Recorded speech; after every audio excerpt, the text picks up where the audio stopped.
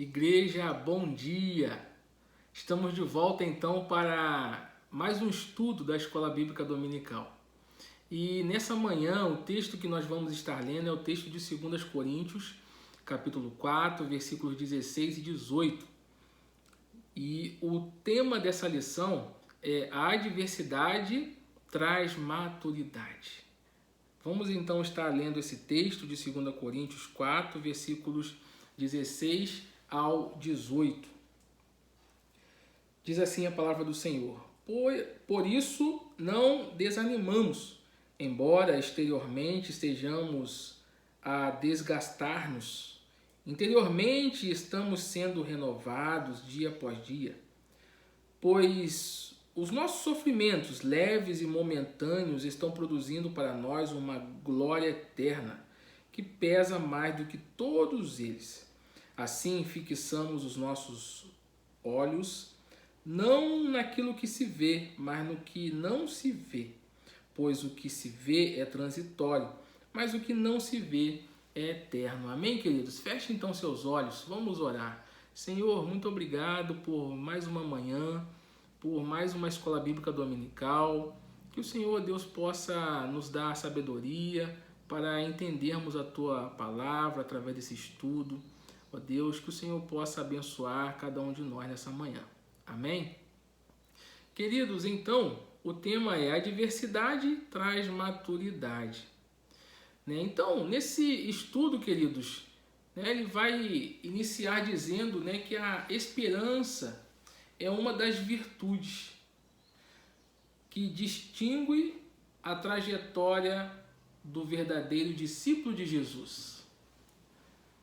A convicção inabalável do cuidado do Senhor em todo o tempo nos renova as forças para não desanimarmos no meio da caminhada. Somente quem tem suas esperanças firmadas em Deus pode então experimentar deste renovo em meio às crises que enfrenta. O próprio apóstolo Paulo foi justamente por obedecer ao chamado de Deus, ao chamado do Mestre Jesus, que ele sofreu. Sofreu açoites, sofreu prisões, perigos de morte, apedrejamento, sofreu naufrágio, rejeição, fome, sede, jejum, sua autoridade apostólica foi colocada em dúvida, Existe uma lista de tudo isso que eu falei lá em 2 Coríntios, capítulo 11, versículo 23 ao 28. Tudo isso Paulo sofreu por amor e em obediência ao Mestre Jesus. As adversidades, ou a adversidade, ela tem o poder de revelar a intensidade de nossa comunhão com Deus e o nível de nossa confiança em Sua palavra.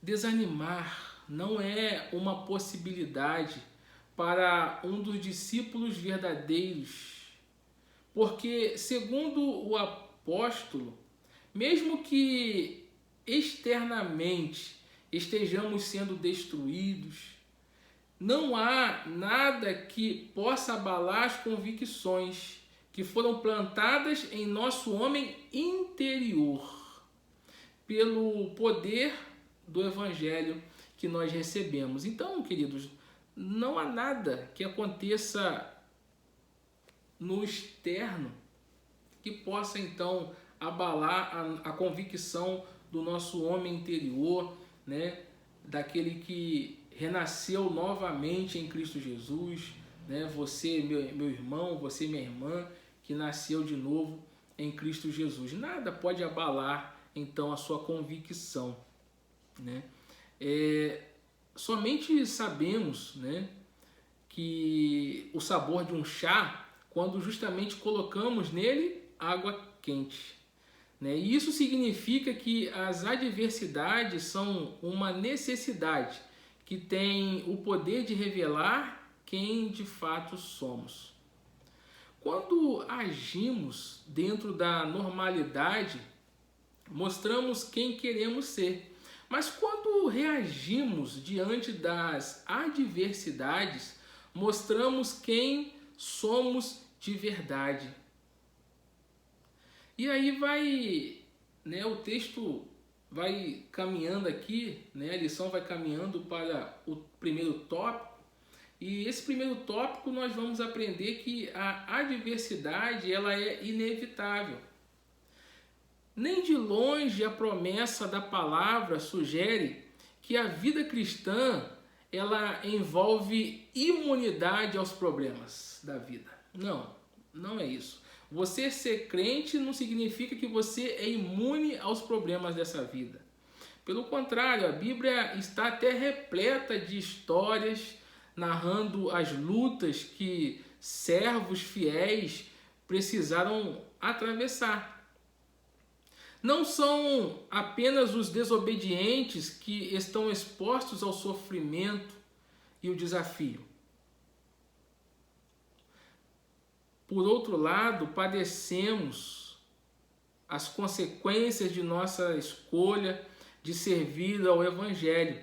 E aprendemos como Paulo que por amor a Cristo fomos, por amor a Cristo vos foi concedido não somente crer nele, mas também sofrer por ele. Quero repetir então esse texto de Filipenses 1:29. Por amor a Cristo vos foi concedido não somente crer nele, mas também sofrer por ele, E aí, lá no ministério de Jesus, encontramos um episódio envolvendo os discípulos recebendo uma ordem expressa do mestre para atravessarem para o outro lado do mar da Galileia enquanto ele despedia a multidão.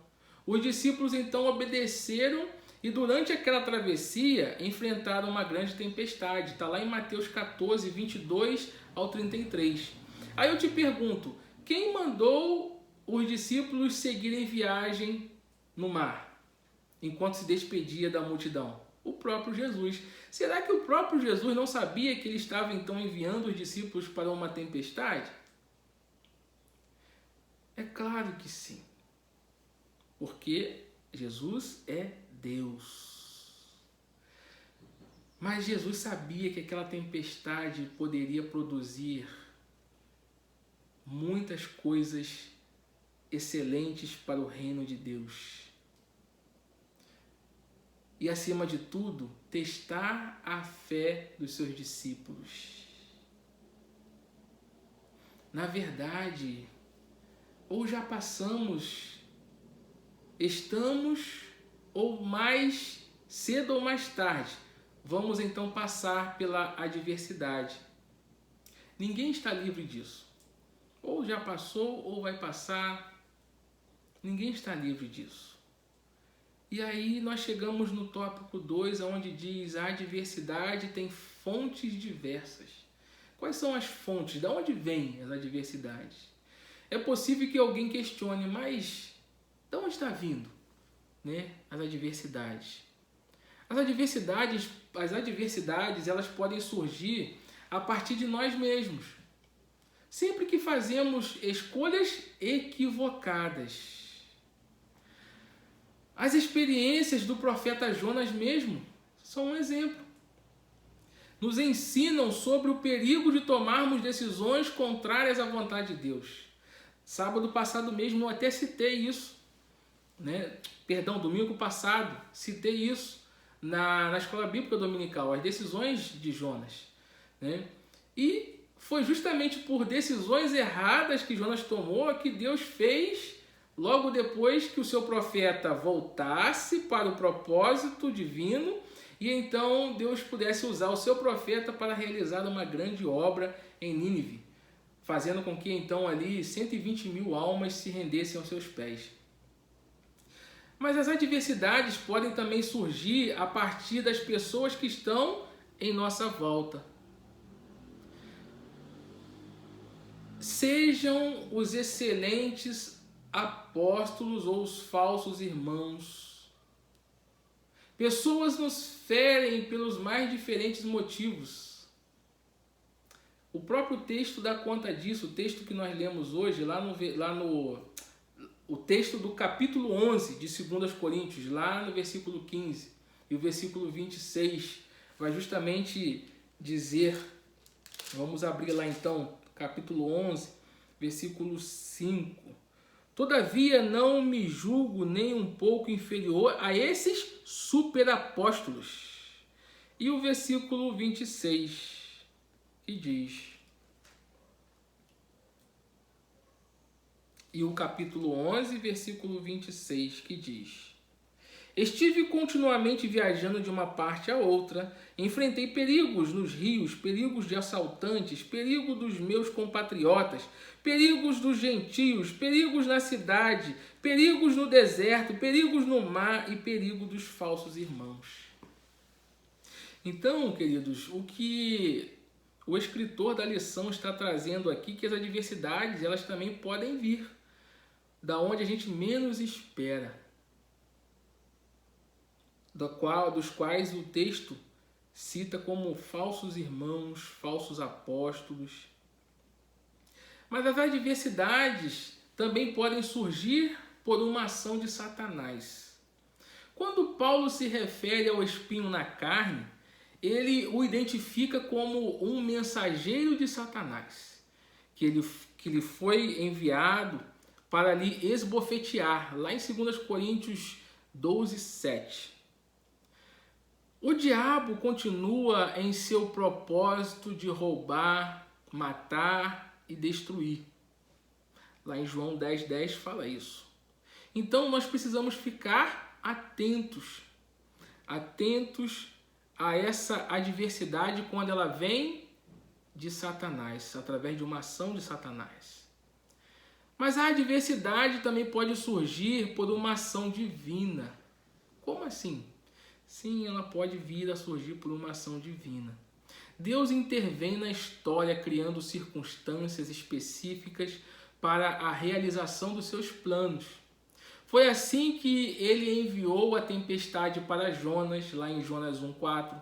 Enviou um terremoto para a conversão do carcereiro, lá em Atos 16, versículo 27 ao 31. Provocou a cegueira na conversão de Paulo, lá em Atos 9, 17 ao 18, e permitiu, então, a perseguição da igreja, né, a perseguição do evangelho, para que a igreja, então, pudesse sair, né, e se espalhar pelo mundo. São esses, então, as origens da adversidade. E aí nós chegamos, então, no terceiro tópico dessa lição, que fala a adversidade, ela é pedagógica. Mais importante, meus irmãos, que sair das situações de adversidade é aprender as lições que a adversidade pode nos proporcionar. Por isso que ela é pedagógica. O mundo se percebeu impotente diante do coronavírus. E a soberba humana foi quebrada. No Salmos 8, após ressaltar a grandeza de Deus, o rei Davi indaga: que é o homem para que te lembres dele? Versículo 8, Salmos capítulo 8, versículo 4. Isso então significa que não podemos confiar em nós mesmos. O homem, ele é, comparado com a grandeza de Deus, o homem é insignificante. Porque Deus, ele é onipotente. Na adversidade aprendemos que o mal é uma realidade. Existem 3 coisas que jamais irão mudar. O mundo nunca deixará de ser mundo, a carne nunca deixará de ser carne e o diabo nunca deixará de ser diabo. Lembre-se, meus irmãos, que o mundo jaz no maligno, 1 João 5,19. Não se esqueça que a carne, ela também é fraca. Mateus 26, 41. e que o inimigo é mentiroso. João 8:24 está relatando sobre isso. Não podemos, meus irmãos, nos descuidar com essas áreas de nossas lutas. Essas são as áreas das quais nós lutamos muito. E na adversidade aprendemos a confiar também em Deus. Quando nos faltam os recursos humanos, os celeiros divinos estão cheios e à nossa disposição. No Salmo 119:71, a palavra afirma: foi bom para mim ter sido afligido, para que aprendesse os teus decretos. Na palavra de Deus, encontramos toda a provisão que precisamos para atravessar os dias da adversidade. Deus, ele zela em cumprir suas promessas na vida de seus filhos amados. Ele permanece em seu trono, conduzindo a nossa história. Por mais intenso que seja o sofrimento desta vida, Paulo qualifica como leve e momentâneo, lá em 2 Coríntios 4:17. E aí eu chego no quarto ponto, que é: a adversidade nos faz crescer.